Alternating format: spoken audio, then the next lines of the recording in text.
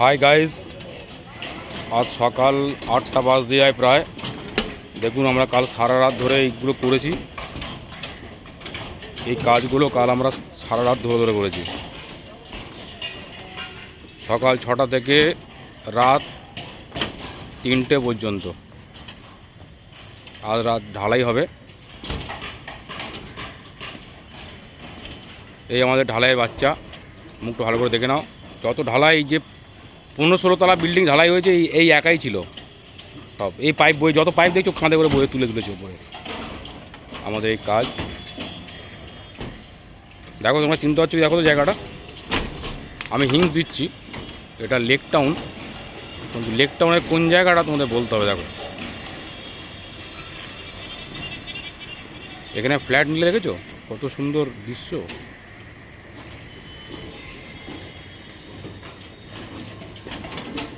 বিশাল বড় flat guys. এটা আমি এখন 3 BHK ছিলাম, হাঁটতে হাঁটতে যাচ্ছি। এখানে দুখানা লিফট আছে, ওই একটা লিফট আর এই একটা লিফট। ওটাও দুটো অনার লিফট, আর এটা হচ্ছে প্যাসেঞ্জার লিফট। এই আমাদের শ্যাফট, ঠিক আছে। এখানে কাজের সিস্টেমটা হচ্ছে এখানে থার্মোকল দিয়ে শ্যাফটে পাইপ ঢোকাতে হবে। এটা আমাদের পাওয়ার শ্যাফট, এটা আমাদের এলভি শ্যাফট, এটা আমাদের লবি সেকশন। এটা 4 BHK আছে।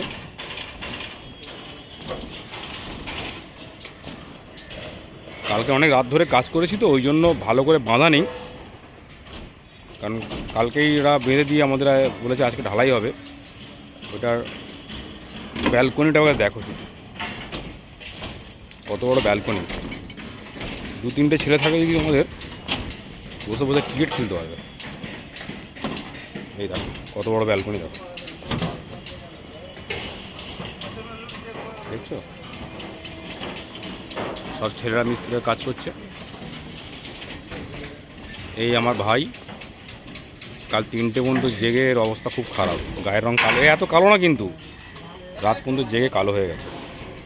আমাকে দেখালাম না, আমি ওর থেকেও বেশি কালো, চিনতে পারবে না বলে আমি দেখালাম না মুখটা।